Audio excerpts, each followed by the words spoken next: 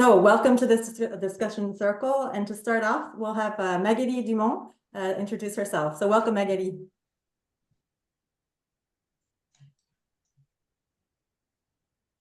Good afternoon, and I am very honored to be here to talk about my unconventional career path. I thank again the organizer for this opportunity, and I will start now. So I obtained my PhD in 2004 in the field of neuroscience in France.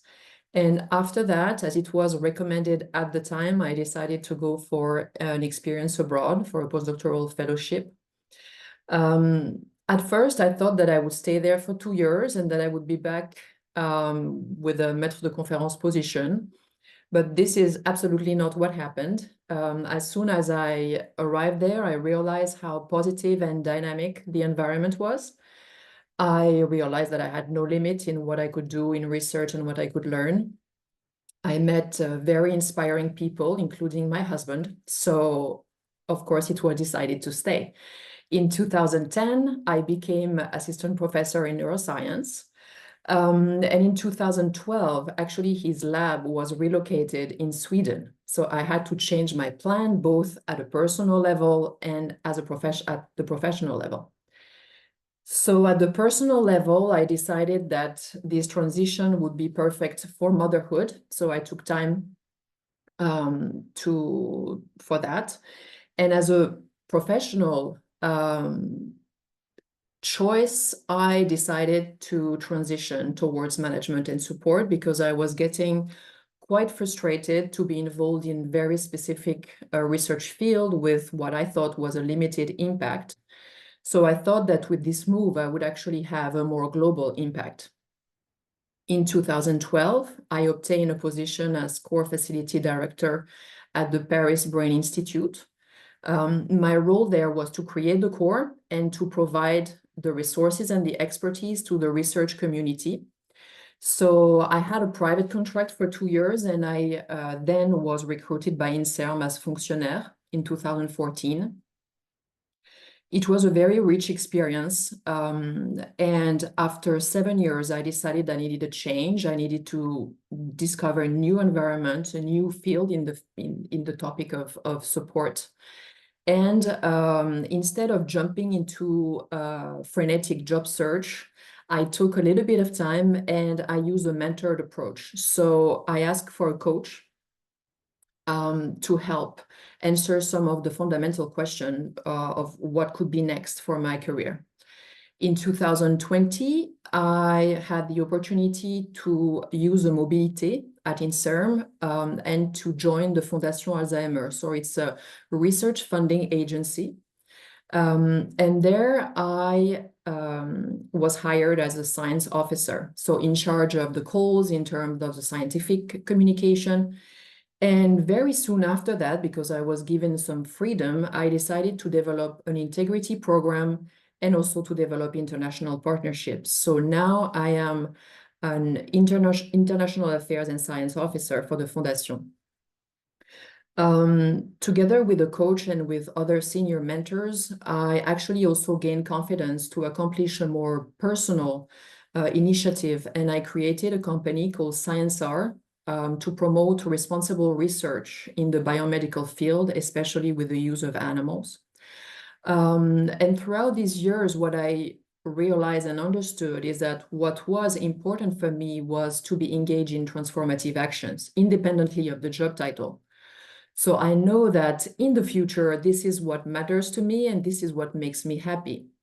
And I really encourage you to actually think about this. What is your purpose when you go to work, and what makes you happy? As a take-home message, I also want you to remember that it is important to stay open to opportunities, despite the fact that it can generate fear, to actually be supported by a strong network. And if you don't have one, to start to create one. And finally, to be as faithful as possible to your inner values.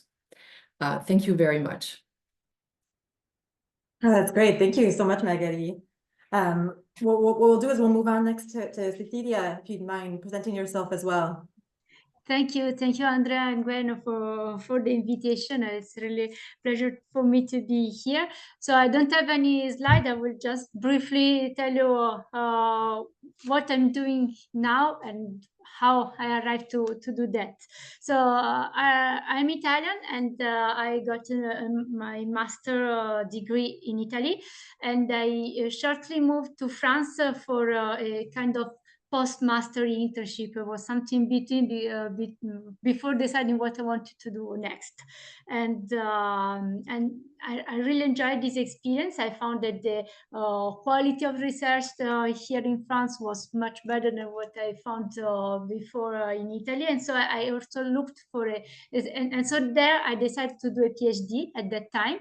And I decided to do it in France, where I already was. So I have done 4-year PhD in Paris, and it was very hard period for me. The PhD was an experience that was difficult on the everyday basis, and so my wish what to do next was changing every day. So the PhD time, let's say that I was more not to continue in the academic path, but then that's something that maybe you will realize by yourself when you will be next to finish your PhD. A postdoctoral fellowship, a postdoctoral opportunities, the easiest thing that can arrive to you, and it's still in the continuation of what you already know that you can do, and it's easier to imagine what will be your everyday life at work. And so I decided to keep trying in the academic, and I did a postdoc, which was actually amazing for me because it really changed completely the way I was approaching to the research, and self-estimation was rising up again. So I really enjoyed to have this postdoc at the end, although it came out that even if my self-estimation and the appreciation for research was good again, it was not what I wanted to do for myself. But it's different to change your plan when you think you cannot do it, or just because you decide that you want to do something different. That's can be subtle, but for me it was very important. And so then the end of my postdoc was COVID time, and then I also had a maternity leave, so I had a lot of time to reconsider what are my competencies, what type of knowledge I've acquired doing research that could be applied to something else, and what I wanted to do. Basically, that was the most important thing. Then I think I didn't got the answer yet when I saw between the different job opportunities that I was looking at that time. I saw an opportunity that I found interesting, and I realized just after, and I can say today, that I found really what's my objective, what I really like doing as a job. And so I worked for a couple of years at Université Paris-Saclay, Paris-Cité, pardon, as a coordinator of a international master program, which was amazing because I was taking care of the student selection, follow their arrival to France. They were international students, so they were alone in Paris, and sometimes a bit lost in the cultural shift, in the master environment. It was also a master with a peculiar learning approach. So sometimes when we come from a more traditional environment, it's difficult to adapt. So I was working on administrative side, so organize the schedule of the course, but also really behind the student follow-up. And it was for an international environment. And so these two things were really the key of what I understood that I was good at and I liked doing, being together with the students, helping them to shape their future career. And I had the opportunity just 2 years after to go back in the institution where I did my postdoc, because I had the network and people knew that I did this career shift. So they knew that I was doing something similar to a position that was just open at Institut Pasteur. And so I went back to Institut Pasteur as what I'm doing, currently doing. I'm the Dean of the International Doctoral Program of the Institut Pasteur. And so I'm doing exactly the same. I'm taking care of the student selection, so a lot of formalities, administration, but also I'm taking care of the students once they arrive in Pasteur. They come from, most of the case, they come from abroad, so same difficulties, same adaptation issues, and the difficulties that everybody knows when we're doing a PhD, which is really an intense period of our life. So that's it for my introduction. That's great. Thank you, Cecilia. Okay, and we'll ask Héloïse now. Would you mind introducing yourself? Yeah, so I'm Héloïse Dufour, and so if I start my like the part of my life that I want to discuss it here, maybe I will put it to the first time that I set foot in a lab. It was my first internship.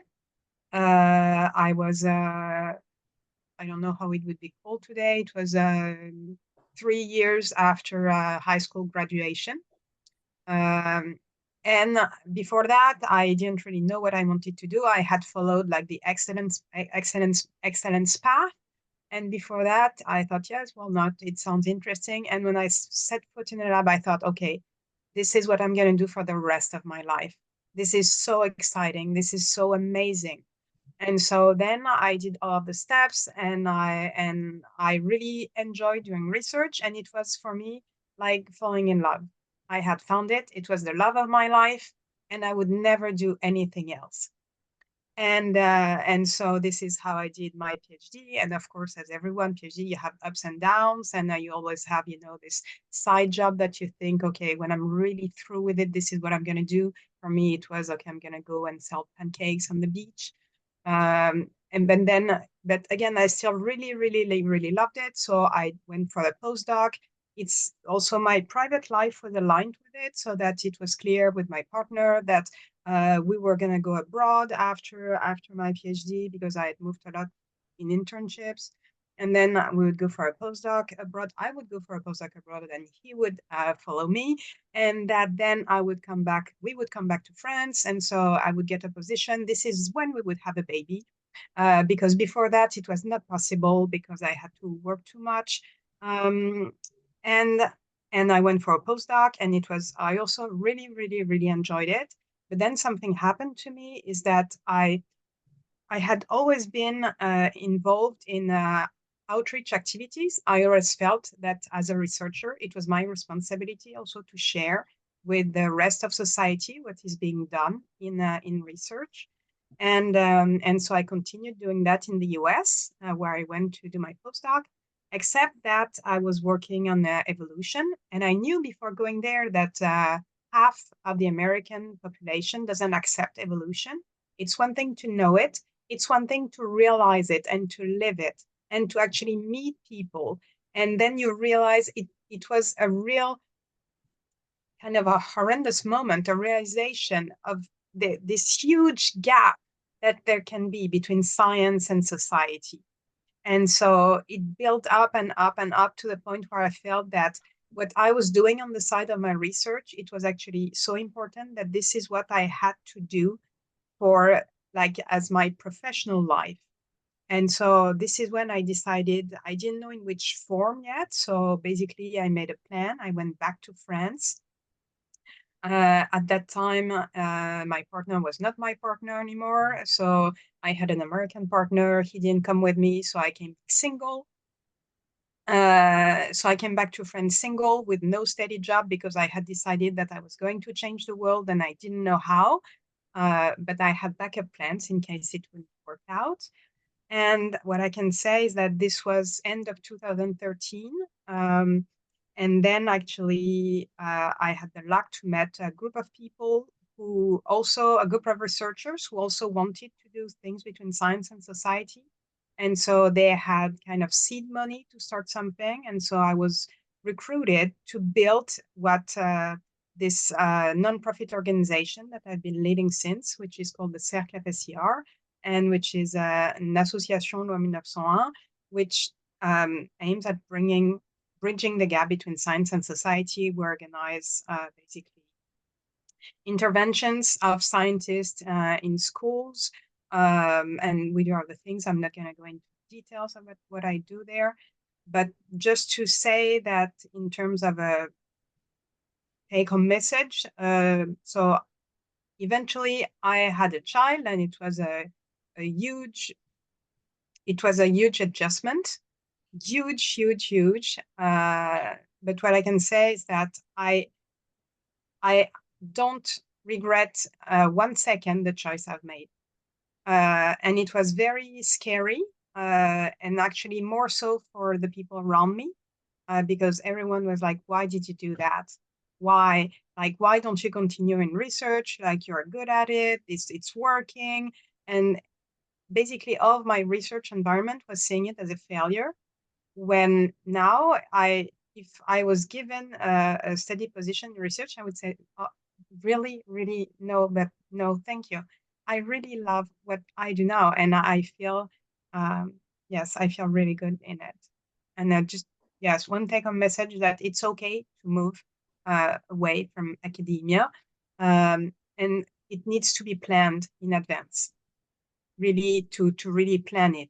Don't just arrive at the end of like one job or a PhD and think, okay, what am I going to do now? It's a real path. Oh, thank you so much, Eloise. Well, fantastic. I think that gives us an excellent starting point for the mentors who are present in the chat. Please feel free to write your questions or raise your hand if you want to ask our guests a question.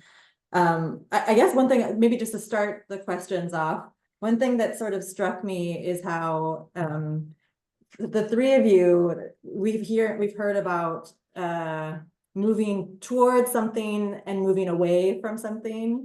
So the idea of realizing that you don't like something perhaps, or that it's not a good fit, versus sort of knowing where you're moving towards. And I was wondering if maybe Magali, to start, if you have I don't know, any reaction to that, the sort of moving towards versus moving away.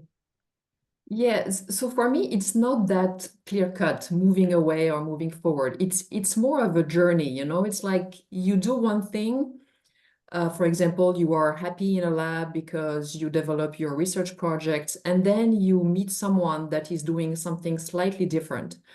For me, it's really that. It's like I got to know that other activity existed, that I would actually try it, like it, and then I would shift little by little. It's really like, for me, a progressive way. When I decided to move away, it's mostly because I was feeling some limitations in what I couldn't do. And as I said, because I like transformation, that was really the most important point. If I was kind of stuck into a situation and I couldn't change things and have also my career, if I felt that my career could not move forward, then I would move away. But otherwise, it was more like discovering one part of things and going towards it, and going along like that. So that, yeah, that's sort of incremental. It wasn't Yeah. like necessarily a leap into the No. void, or yeah. Does that resonate with you as well, Cecilia? Yeah, I agree. It's very sad to understand whether we are going towards something, because when you take a decision, you always try to evaluate the pro and cons of this decision. So at the end, you're just moving away from the contra, and so you know, it's a mixture of different feelings. But I don't know if Eloise, you tell me if I understood correctly, but I think something that is linked to what Alois was saying is that you have to plan in advance, and that's why I think it's what happened to me when I went from the PhD to the postdoc without considering too much and evaluating too much the opportunities, because when you are in the PhD, you're still doing your PhD, you're in a kind of cloud, it's a bubble, and you have to get out of these periods to set and really analyze your expertise, what you've acquired as competencies and knowledge, and then plan what you want to do next. And so if you reason in this way, you always go towards something at the end. Yeah, and if I can add something to it, it's I said you have to plan it in advance, but it's I think the planning, it comes almost in the end part of it. Once you have achieved the thinking about assessing, okay, what is it that that I want? What is it that I'm running towards? And what is it that I don't want anymore? And so it's first this process, and then when you choose to make the switch, then you need to, yes, okay, now that I have my goal, it's this planning. It's like, first you get your goal and make sure that you get your goal right. And once you have your goal, seeing how you can achieve this goal, it's the planning. So it's kind of more easier, I would say. I would like to add one thing to this, and I feel also that the changes that we are able to make, they also come from opportunities and people that we meet that sometimes are very inspiring. It doesn't come out of the blue because we just think by ourselves, oh, what would be next? It's also because I feel that we have in front of us others that have been doing things, and some kind of an exchange with inspiring people. And I know that, of course, it's also a matter of being at the right place at the right time and getting the proper opportunity. And well, Go I'd ahead, like if some mentor would introduce and ask or tell their opinion, but just to continue in this conversation, it's not just what we're going to do as a job, but also, for example, for me, it was very important the working environment, so that I understood what type of working relationships would make me more efficient, working better, and what type of situation are not beneficial for the way how I am, and so there as well, I can say that I run away even from some detrimental situations, but when you realize what makes you working well, at the end you find yourself going towards things that and working environments that where you know that you can do and be the best of yourself. One thing that sort of strikes me is it sounds a bit too that all of you at one point sort of mentioned things that sort of light you up, or you sort of realized there were, whether it was the actual job itself, or as you say, Cecilia, you know, the environment of the job. So that makes me think of it sort of like a feeling, or like sort of trusting your gut if there is something that lights you up. Do you agree? Well, I'll reply. Yeah, I something that today I can say that I think I have a good feeling in this type. Not for everything in my life, but for that I think I've developed the good feeling. So I've acquired this ability to understand what I know well myself, and that makes you able to understand where you can just perform well and do work well, be happy, and but I do not believe in the things like find a job you like and you want to work a single day of your life. No, there are days where you don't want to go to work, anything you decide to do, but I like what I'm doing, and I feel that I contribute. That's important for me. My presence makes the difference in what I do in the everyday life. Yeah, this is precisely the light. It's like when you feel that you make a difference, and that's what I was saying before, when you are, I think the global impact is the light. It's like, you know, that the efforts are paying and that you are helping the community, you are helping the society at large, and that's important.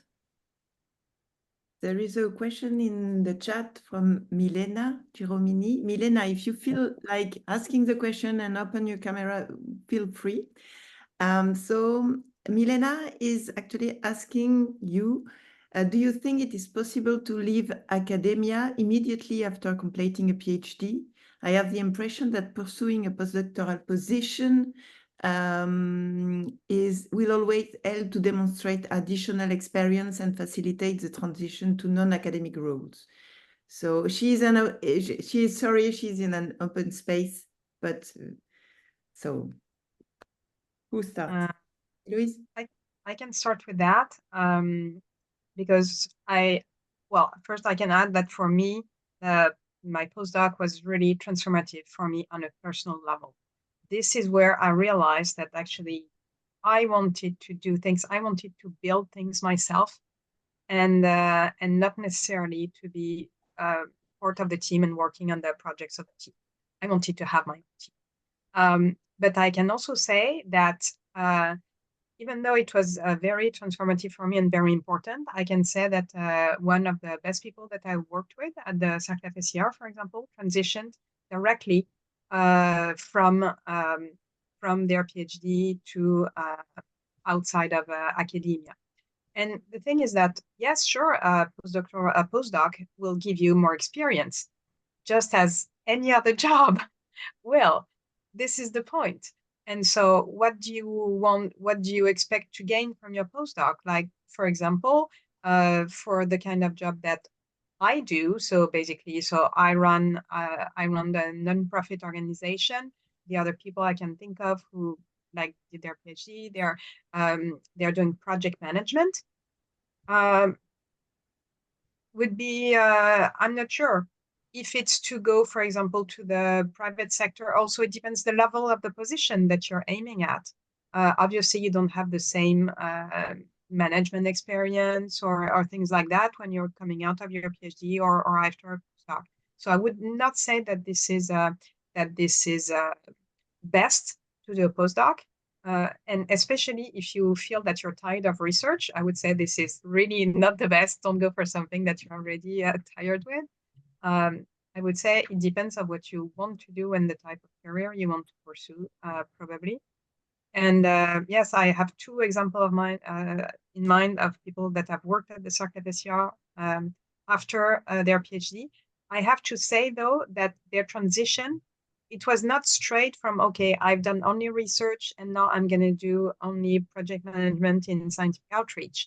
Because what they had done, for example, is that during their PhD, they had built up experience in this other field as a volunteer, as a volunteer in an association or things like that. So this is why I say it's something that you also need to think about.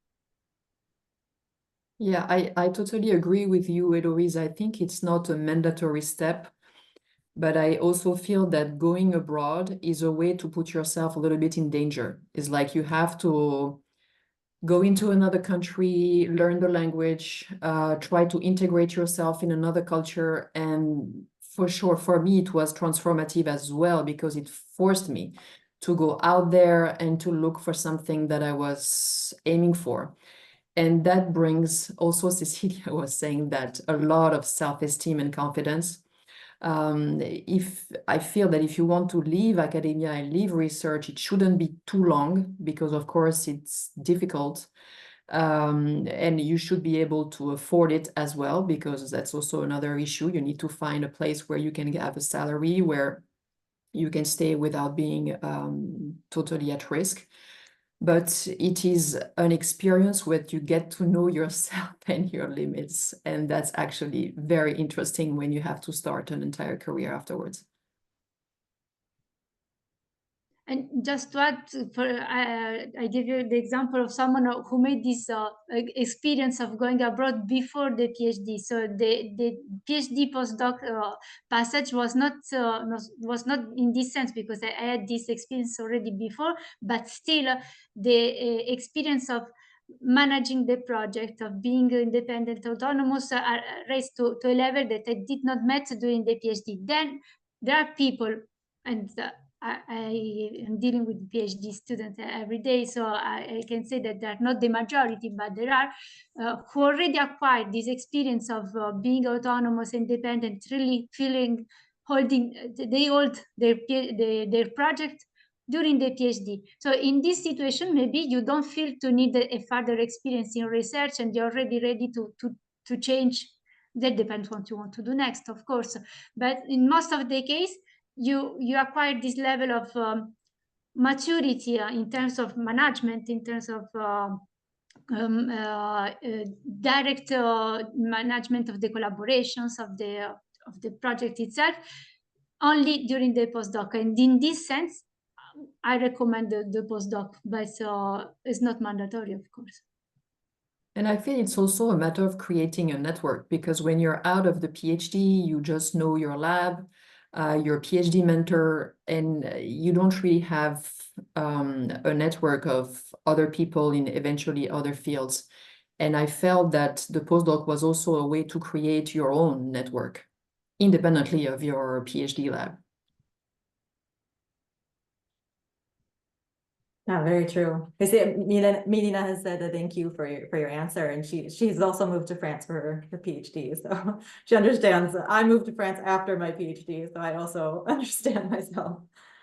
Well, one thing I wanted to ask about, Eloise, at one point you mentioned the doubts of people around you, and you started sort of going on alternative path, and how it was, maybe scary in some sense for you, but that you also were faced with those doubts of people around you. Would you mind speaking a bit more to that?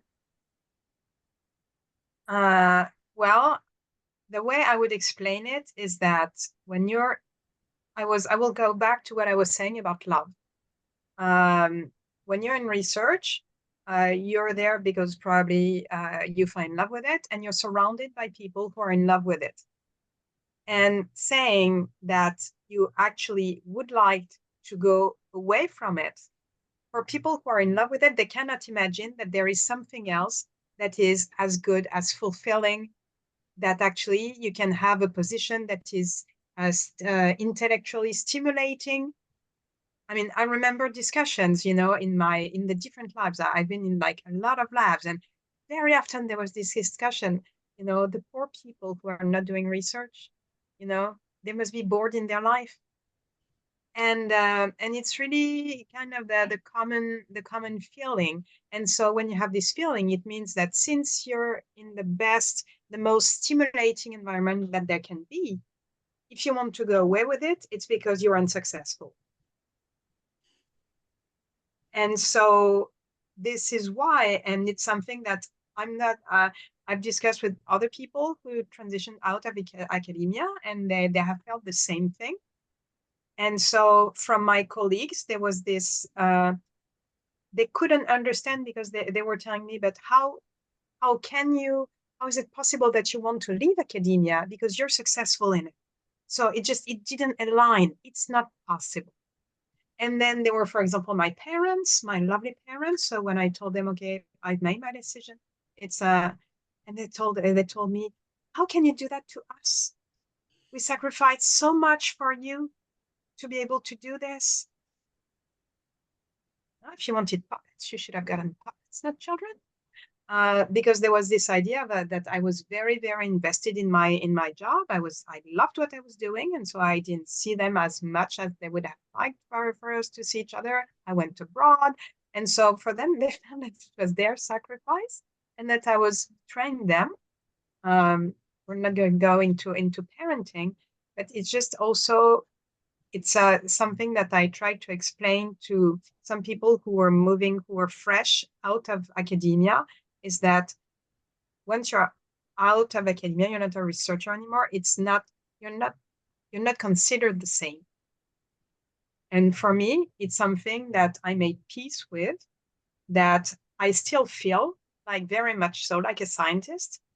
I feel that I think like a scientist, that what I design it scientifically speaking, but it's it's like if you're left, you don't really belong to this world anymore.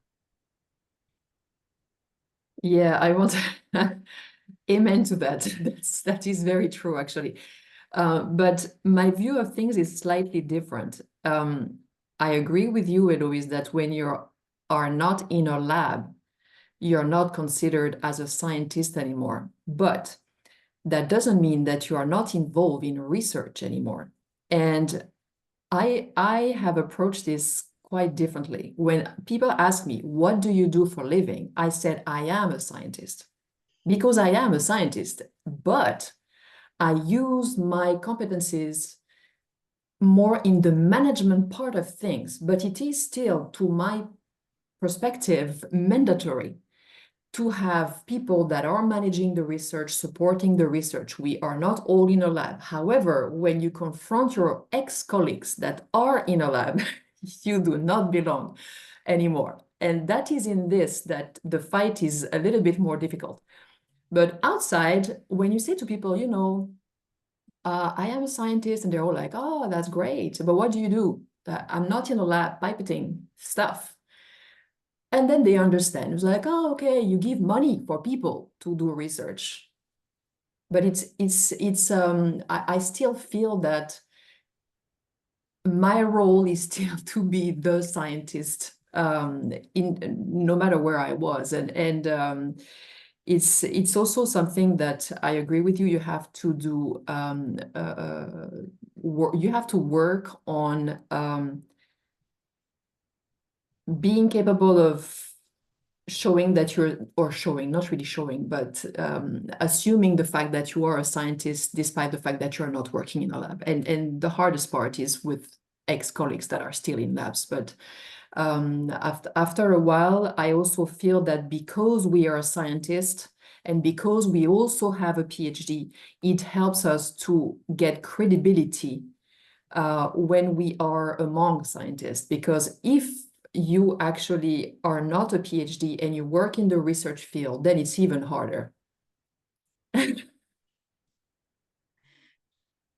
Yeah, you know what it happens to me, because I made my career transition just after the maternity, because I used this maternity time to take some time for myself and to decide what I wanted to do next. But this is an information that I used not to give. When I talk about my parcours, I hide. I try not to make the correlation, because people directly think, well, she left the lab because she had kids. And actually, yes, but not. I mean, it's not. I because I had kids, I had the time to decide what to do next. And it's true, I did not have the experience of being a researcher in a lab as a mother, but doesn't mean that that was there is a correlation between the two things. And I realized that when I discuss with people, especially ex-colleagues, people still in the lab, I try them not to directly make this correlation. Thank you. We have a second question or sharing from Zoan Peng. Sorry for the pronunciation. And she said that perhaps it's more personal, but I think it's not that personal, but it will interest people. So she shares that she said, I really like doing research and I like working closely with great people sharing similar interests. But I also feel like I don't like a lot of socializing in academia. For example, talking with different people at conference, pitching for grants, etc., which seems quite important in academia. So in that case, would industrial jobs or other sort of jobs be a better fit? So do you have any answer? I can have some after. Yeah, I feel that being comfortable as selling your research and being a social individual also come with time. And I feel that the postdoc for that is the perfect thing to do, because you have no choice. You have to kind of go towards others. And I don't think because you feel that it is not easy for you that should make you quit. It's really something that you learn with time.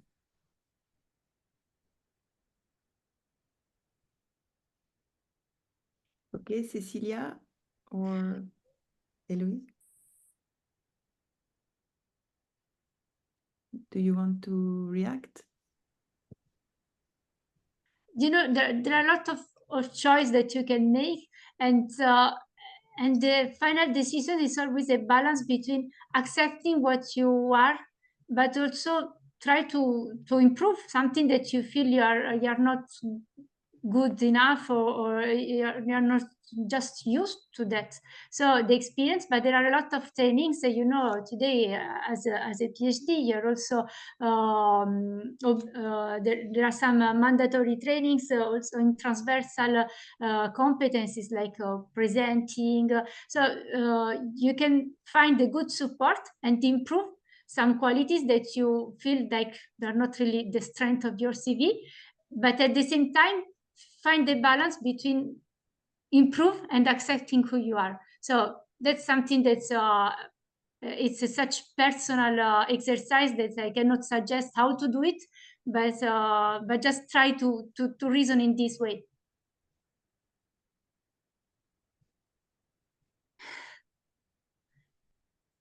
Okay, thank you.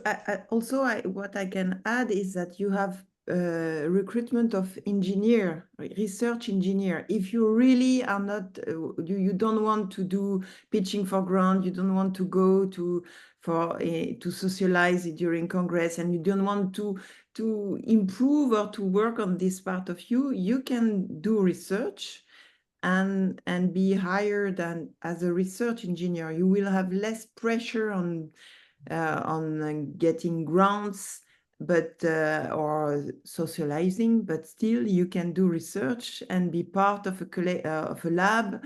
So, but it's a balance, as Cecilia said. It's a balance between who you want to be and who you want to improve, or it's and there is another. If I can just Yeah. one quick thing, I mean, socializing to me is key, because one of the points that I was mentioning before is you need to create a network. It's very hard to have a career alone, just with opportunity that you will create alone. And because it is important to have a network, I feel that this is really something you need to work on. There is a question of salary in the chat. Is there a better salary evolution in research?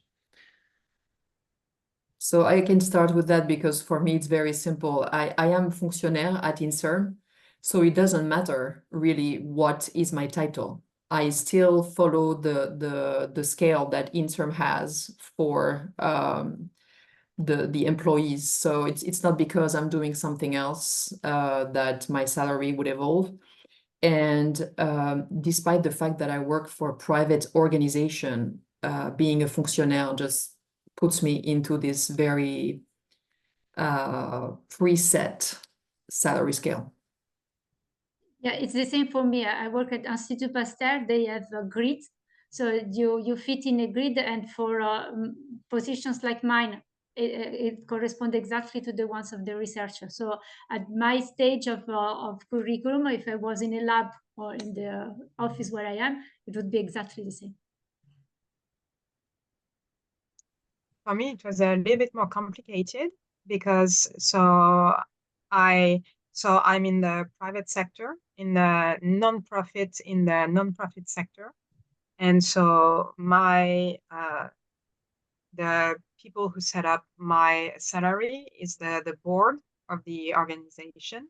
And what made it easier for me, and of course, I should say of course, but it's wrong to say of course, I was never used to negotiate my salary or anything, because also it was never one of my motivation from the occupation that I would do. And later in my life, I started getting people actually who took care of me and told me, well, it's not because you don't care about it that you should, it's something that you should take seriously, even if it's not your first motivation. Just because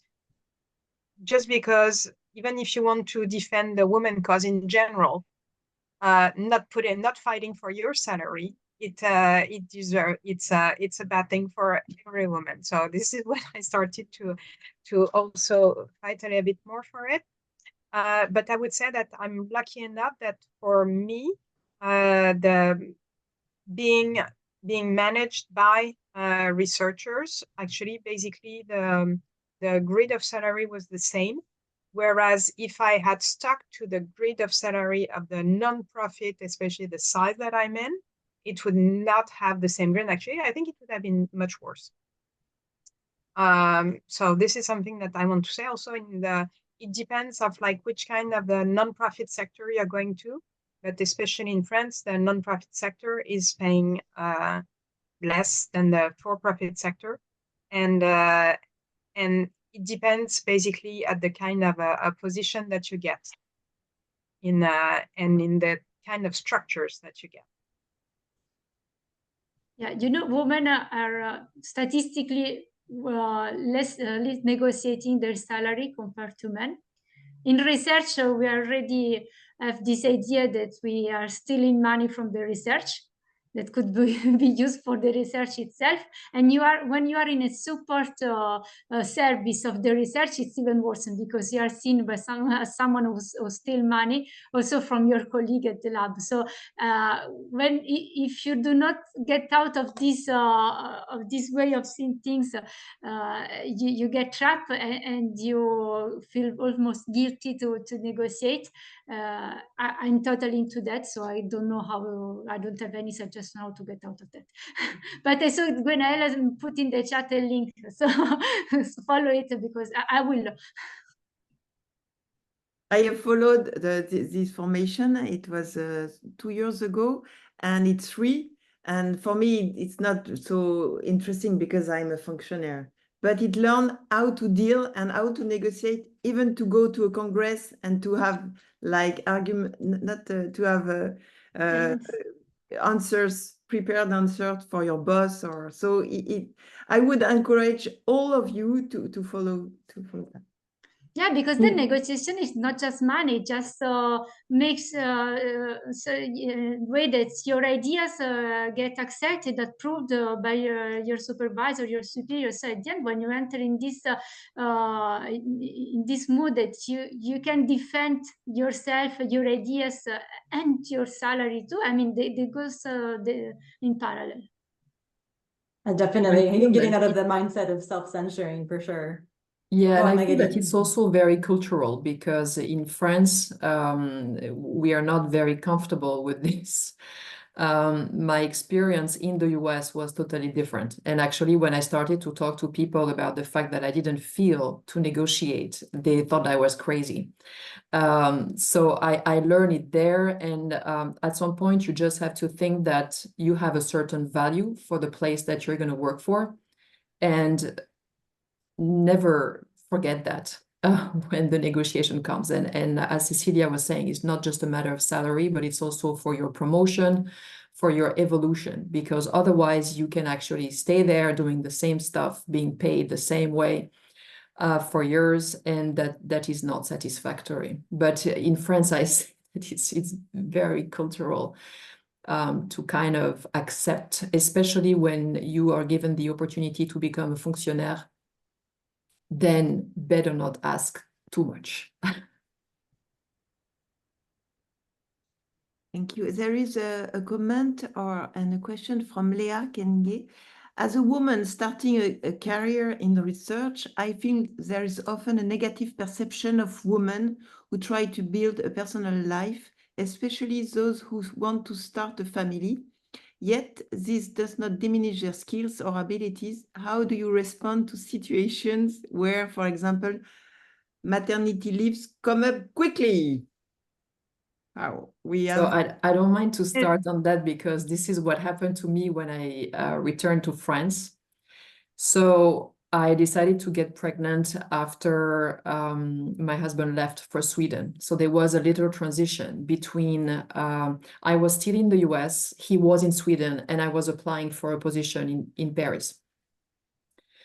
So I was pregnant when I applied for the position, and I thought, should I say it or not? Because since it was in France, I knew that eventually it would not be that simple to then compete with other candidates. So I decided not to say it. So I went, and you couldn't see it too much. So I went for the interview like that. And at some point when they told me that they wanted me there, before signing the contract, I said, there is something I think you need to know, is that I am pregnant. So at some point there will be maternity leave. And HR didn't tell me anything. But the person that was in charge of the recruitment, that would be eventually my future boss, was actually a woman, much older. And I thought it would be totally fine for her, I'm sure, because she knows what I'm talking about. And she told me, she reacted in just one sentence, "C'est dommage." Which, if I would translate it, I would say, too bad. But this "c'est dommage" did not prevent me to get the job. But what I felt when I got the job was I needed to be super present, super efficient. And I ended up not having the right for a maternity leave, but that is another story that is very specific to my case. So I stayed at work until the end. I got RTT to go to deliver, and I came back after 4 weeks. And it was okay. But yeah, it's very difficult. And it's not because you're going to talk about this with a woman supervisor that it's going to necessarily be easier, but that's what it is. And in a way, it's probably never the right time before you finish your PhD and after you are in a postdoc and then you get your first job. But at some point, the society has to accept the fact that we are the one bearing children. So at some point, that's what can happen. But yeah, I got a "c'est dommage." No congratulations.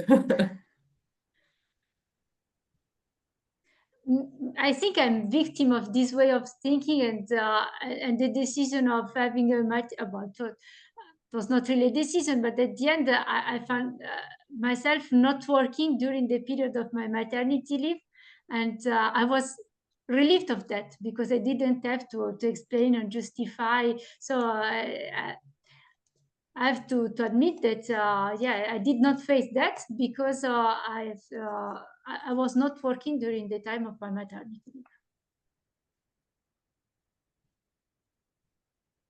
And in my case, this is I decided to get pregnant actually after I had transitioned, after outside of academia, and I just want to say that for a very long time I felt that I had not seen any difference in my career because of the fact that I was a woman. And it's only now that I'm starting to realize that all those things that I didn't feel it was because I was a woman, actually, yes. And it seems so obvious and so strange to feel now. How can I have been so blind to think that there was not a difference? Just the fact, like, I don't know,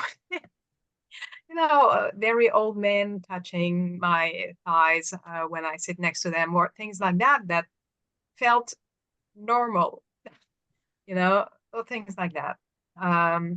But just, yeah, maternity leave, for me, it didn't come up. And well, all of this to say that I don't have a good advice. Sorry. I mean, just to add, it was not really a decision in my case. I wanted to, I already started considering the possibility of a maternity during the postdoc. It just did not arrive so easily. And so at the end, it came out that I got pregnant and the contract was going to finish. So I was already in the maternity leave time where the contract ends. And so I finished my maternity time without a contract. But it was not something that I decided to make. But at the end, again, victim of this society, I felt somehow relieved not to have to justify my maternity. Thank you. This is so rich for discussion, and I have a comment now at INSERM, at CNRS, probably also at INRAE. Women have a credit of 1 year when they have one children. Let's say when we evaluate in instance, for example, for recruitment of chargé de recherche, if you have, let's say 5 years after your PhD, but you had 3 children, it will be only count 5 minus 3, so 2 years. So, and now there are discussions to count 1 year and a half. It is not at the moment yet. Also, I would advise you, it will never be the good time to have a baby for the employer. So go ahead and perhaps discuss with the father about after, when the baby is there also. And also to discuss with the boss or people in the lab, how will be your maternity leave. This is one of my cheval de bataille at the moment. I have heard so many hard stuff regarding the maternity leave. You have to fix things before. If you have PhD student, if you have asking for a grant, the name and place in the authorship, you have to address everything before leaving. So your maternity leave, you will not, you will be free. You will be quiet with your baby, but it will never be the good time. And that's good. But we need to face that. Yeah. Just the solution would be that we impose to men to take the same period, so that will be the equality. That's my personal opinion, but I think that impose the same time off will put us back on the same career opportunities. Actually, this is what I went through with my husband because he was in Sweden. Yeah.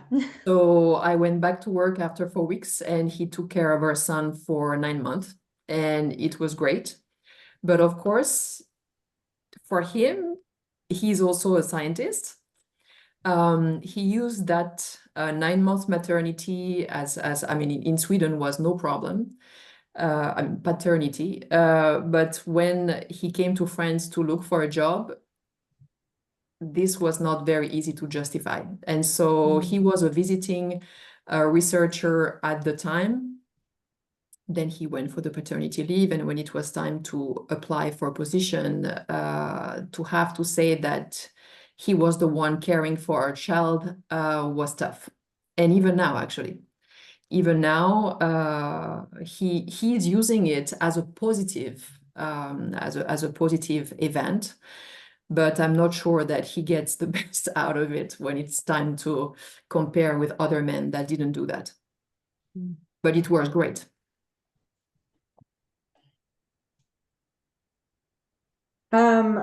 So I think we're unfortunately getting close to the end of our planned time for this discussion. It's been super interesting, and I think everybody has really enjoyed the discussion, myself included. Megan, Cecilia, and Louise, if ever one of the mentees who are present is interested in contacting you by email, is that possible? That's okay. Yeah. Of course. Absolutely. Great. So yeah, for the mentees who are still connected, please feel free to get in touch with them. And just a huge thank you for your discussion, for your insight, for sharing your experience. I think it was fantastic. Thank you so much for the invitation. Thank you. The chat is full of thanks, and we had a lot of people today. I am really happy. Thank you. Thank you so much.